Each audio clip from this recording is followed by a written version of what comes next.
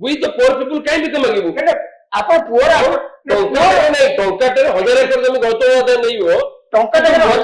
ମତେ ଲଢେଇ କରି ମୋର 5 ଡିସମିଲ ଜମି ନାହିଁ ଘର କରିବା ନା ମୋର କହିବା କଥା ଟଙ୍କାଟାରେ ସେ 1000 ଗୌତମ ଆଦାୟ ଷ୍ଟାଣ୍ଡାର୍ଡ କଣ ତ 2000 ରିଲାଏନ୍ସ କମ୍ପାନୀର ଷ୍ଟାଣ୍ଡାର୍ଡ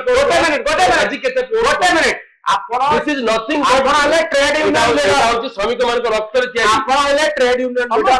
ଶ୍ରମିକ ମାନଙ୍କର ଅର୍ଗାନାଇଜେସନ ସଂଗଠନର ଅନେକ ଗୁଡ଼ିଏ ସଂଗଠନର ମୁଖ୍ୟ ହଉଛନ୍ତି ପ୍ରଦୀପ ଏ ଶ୍ରମିକ ମାନେ କେତେବେଳେ ଅଛନ୍ତି ଯେତେବେଳେ କମ୍ପାନୀଟା ଅଛି ବୋଲି ତ ଶ୍ରମିକ ଅଛନ୍ତି ଯଦି କମ୍ପାନୀ ମାନେ ସବୁ ଦେବାଳିଆ ହେଇଯିବେ ତାଙ୍କର ତାଲା ପଡିଯିବ ଆପଣଙ୍କ ଶ୍ରମିକ ଯିବେ କୁଆଡେ ନାଲକୋ କଥା ଆପଣ କାହାକୁ ପେମେଣ୍ଟ ଦେବେ ଆପଣ ଯୋଉ ଆଦାନୀ ଆମ୍ବାନୀ କୁ 24 ଘଣ୍ଟା ଗାଳି ଦଉଛନ୍ତି ସମସ୍ତେ ସେଇ ଆଦାନୀ ଆଉ ଆମ୍ବାନୀ ତ ହଜାର ହଜାର ଲୋକଙ୍କୁ ଚଳେଇଛନ୍ତି ନା ସେଇ ଟ୍ରେଡ୍ ୟୁନିୟନ ତ ଆପଣ ତାଙ୍କର ଟ୍ରେଡ୍ ୟୁନିୟନ ତ ଆପଣ ନା ସେଇ ଶ୍ରମିକ ମାନେ ତାଙ୍କର ପାଇଁ ତ ଆପଣ ମାନେ ସେଠି ଲଢେଇ କରୁଛନ୍ତି ନା ସେ କମ୍ପାନୀଟା ଯଦି ବୁଡିଯିବ ଆପଣ ଟ୍ରେଡ୍ ୟୁନିୟନ ନେତା କାହାର କମ୍ପାନୀ ବୁଡୁନି କମ୍ପାନୀ ଆହୁରି ବଡ ହେଇଯାଉଛି ଆପଣ ଚାହୁଁଛନ୍ତି ବୁଡିଯାଉ ନେତା ହେବେ ଉଦାହରଣ ଦଉଛି ମୁଁ ଗୋଟେ ଉଦାହରଣ ଦଉଛି ଆପଣ I M scaling NALCO is a public sector undertaking company ଏବଂ ଗୌତମ ଆଦାନୀ ନାଲକୋ ओडिशा एकमात्र पब्लिक सेक्टर यूनिट जोटी की हेडक्वार्टर होची नालको भुवनेश्वर रे जहार डिविडेंड ओडिशा सरकार पाए केंद्र सरकार पाए नालको रे आमे गोटे कथा प्रसंग रे नालको रे जे थिले डायरेक्टर एचआर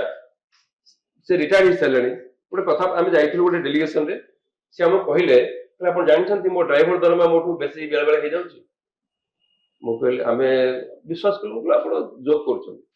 ना मु जोक करनी सीरियस कथा हम कहूची this is NALCO this is public sector company मो ड्राइवर दरमा केमिति गोटे गोटे मास रे अधिक जाउची जो मास रे मोर अधिक टूर रहउची आ मु जदी 18 घंटा एठी बसिली मु एचआर डायरेक्टर एचआर हजार हजार लोकंकर भाग्य विधाता मु एठी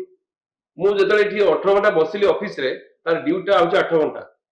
तार दरमा ट्रिपल फोल्ड हो गला किंतु मो दरमा सेति रहिला because I am a very high profile senior director of this company मो दरमा सेति की मो दरमा बढ़ुनी किंतु मु जते घंटा एठी काम करली तार दरमाटा बढ़िला बुझले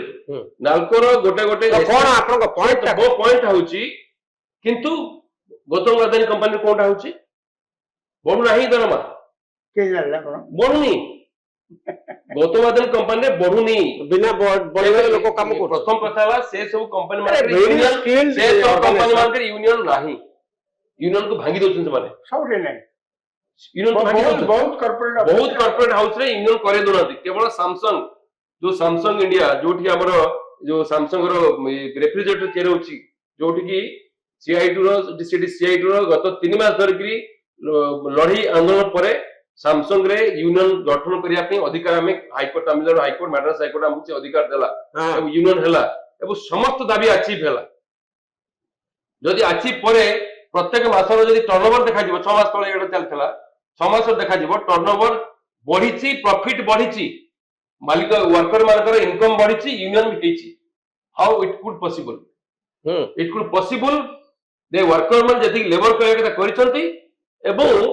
मालिक जति की बेनिफिट लोक दबा कथा देइची because of the union because union किंतु एथि कोन होची गौतम अदानी हो कि रिलायंस हो कि टाटा हो कि आउ को एमानकर प्रॉफिट बहुत बढ़ुची डिस्पर्समेंट ग्रोथ होची अपर पक्षरे वर्कमैन पैसा पाउनी वर्कमैन दरिद्र हो जाउची बा वर्कमैन चाकरी स्थायित्व ए जो प्रकार किंतु कंपनी तंकर राति राति बड़ लोक हो जाउची ए जो आउरी पांचटा प्लांट सी आपण ए जो आलोचना करछन टाटा खाइगला अमेरिका खाइगला अदानी खाइगला सब केते दरमा मिली आउची तार कोटे कोटा कहि अछि सुन जाय मु ए कथा मोटा आदौ विश्वास करनी जा भी हेई थाई पारे मु मना करनी धरने जो कोन किछि हेइछि आमे जो मु जो सेक्टर रे काम करथि से सेक्टर मध्ये रैम्पेंट एक्सप्लॉइटेशन हुए सबठी हुए आपण निजे मध्ये विभिन्न मीडिया हाउस रे काम करछन्ती आपण जानिछन्ती सेठी अवस्था कोन हुए बोली मना करनु कथा होची आलोचना पड़िछि कोन जे सरकार जेतेबेले गोटे लिबरल लेबर लॉ करबा को जाउछन्ती बा एक्जिस्टिंग लेबर लॉ जहा अछि तादरे किछि रिफॉर्म आडिया को जाउछन्ती सेतेबेले काहे के एते विरोध करा जाउछि सरकार सेति पई जो रिफॉर्म 9 घंटा रु 10 घंटा करछन्ती माने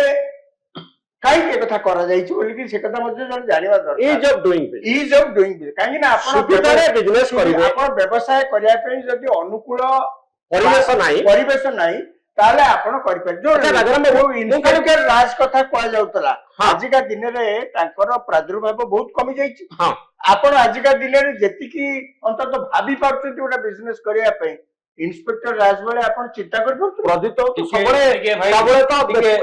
ଶ୍ରମିକ ମାନଙ୍କ ପାଇଁ ଲଢିଛନ୍ତି, କିନ୍ତୁ ଜଣେ ଓଡିଶାରେ ଗୋଟିଏ ଲୋକ ଯଦି ବିଜନେସ କରିବା ପାଇଁ ଚାହିଁବ,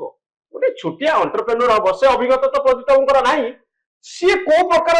ସମସ୍ୟାକୁ ଫେସ୍ କରେ, ଚ୍ୟାଲେଞ୍ଜ କରେ ଯେ ବିଜନେସ ତ ହେଲେ 5ଟା ଲୋକ କାମ କରିବେ। କଥାରେ କୁହାଯାଏ ଓଡିଶାରେ ଯଦି ଆପଣ କିଛି ଗୋଟେ ଚୁଡା କଳଟି ବି କରିବାକୁ ଚାହାନ୍ତି ପ୍ରଥମେ ଆପଣ 25 ହଳ ଚପଲ କିଣିବେ। ଆପଣଙ୍କର ଦୌଡ଼ି ଦୌଡ଼ି ସେ ଚପଲ ଛିଡିଯିବ। କାହିଁକି ଏ କଥାଟା କାହିଁକି ଆପଣ ଓଡିଶାରେ ଯୁଆଡେ ଯିବେ ଆପଣ ଦେଖିବେ ଓଡିଶାରେ ସବୁଠି ଏଇଟା ଆମେ ଓଡିଶା ବିଷୟରେ ଏଠି ଆଲୋଚନା କରୁଛୁ। ଆମେ ବିଜନେସମ୍ୟାନ ପର୍ସପେକ୍ଟିଭରେ ଦେଖନ୍ତୁ, ଆପଣଙ୍କର 5ଟା ଲୋକ କାମ କରିବେ ସେତିକି ବେଳେ ଯଦି ଗୋଟେ ବିଜନେସ ବଞ୍ଚେ ଆମେ ଏଭଳି ଭାବରେ ତାକୁ ସବୁ କର୍ଦମାକ୍ତ କରିଦେଇଛେ, ଏଭଳି ଭାବରେ ଚାରିଆଡେ ଗଣ୍ଠି ଏଭ୍ରିଥିଂ କୋରିଲେଟେଡ। ଆପଣ ଯଦି ମେସିନ ବସେଇଦେଲେ, ଲୋନ ନେଇ ଆସିଲେ, 50 ହଳ ଚପଲ ଛିଣ୍ଡେଇକିରି ଇଲେକ୍ଟ୍ରିସିଟି କନେକ୍ସନ କଲେ, ପାଣି ଆରେଞ୍ଜମେଣ୍ଟ କଲେ, ସବୁ କରିଦେଲେ, କିନ୍ତୁ ୱାର୍କମ୍ୟାନ ନାହାନ୍ତି। ନାହାନ୍ତି ୱାର୍କମ୍ୟାନ ଆବଶ୍ୟକତା ଆପଣ ଉପଲବ୍ଧି କରୁନାହାନ୍ତି। ଏଇଠି ଉପଲବ୍ଧି କରିବେ ବିନା ହାତରେ, ଶ୍ରମିକର ବିନା ହାତରେ ଆପଣଙ୍କର ମେସିନ ବିନା ହାତରେ ହେଇପାରିବନି। ହେଇପାରିବ ନାହିଁ। ଇଭିନ ଏଆଇ ଲଗେଇବେ ଆପଣ ତ ବର୍ତ୍ତମାନ ସବୁ ଡେଭଲପ ଏଆଇ ଆସିଲା, ଆର୍ଟିଫିସିଆଲ ଇଣ୍ଟେଲିଜେନ୍ସ। ଏଆଇ ଚଲେଇବାକୁ ମଧ୍ୟ ଲୋକ ରହିବା ଦରକାର, କମ୍ପ୍ୟୁଟର ରହିବେ ତ ଲୋକ ରହିବେ। ତେଣୁ ମଣିଷକୁ ଗୁରୁତ୍ୱ ଦିଆଯିବା ଦରକାର। ଆଉ ଗୋଟେ କଣ୍ଟେକ୍ସଟ କୁ ଯାଉଥିଲେ ରାଜାରାମ ଭାଇ ଯୋଉଟା କହିଲେ ଯେ ଇନ୍ସପେକ୍ଟର ରାଜ, କାହାକୁ କହନ୍ତି ଇନ୍ସପେକ୍ଟର ରାଜ? ଇନ୍ସପେକ୍ଟର ରାଜ ପୋଲିସ ଇନ୍ସପେକ୍ଟର ରାଜ କହିଲେ ମୁଁ ରାଜି ହେବି, କିନ୍ତୁ ଲେବର ଇନ୍ସପେକ୍ଟର, ଆଜି ଲେବର ଇନ୍ସପେକ୍ଟର କମ୍ପାନୀ ମାନଙ୍କୁ ଯାଉନାହାନ୍ତି, ଯାଇପାରୁନାହାନ୍ତି, ଅଧିକାର ତାଙ୍କର ହରଣ କରିନେଲେ ମୋଦି ସରକାର ବୋଲିକି କମ୍ପାନୀ ଭିତରେ କଣ ନାଇଁ କଣ ଅତ୍ୟାଚାର ଚାଲିଛି, ଏକ୍ସପ୍ଲୋଇଟେସନ ଚାଲିଛି, ତା ଖବର ଆସୁନାହିଁ।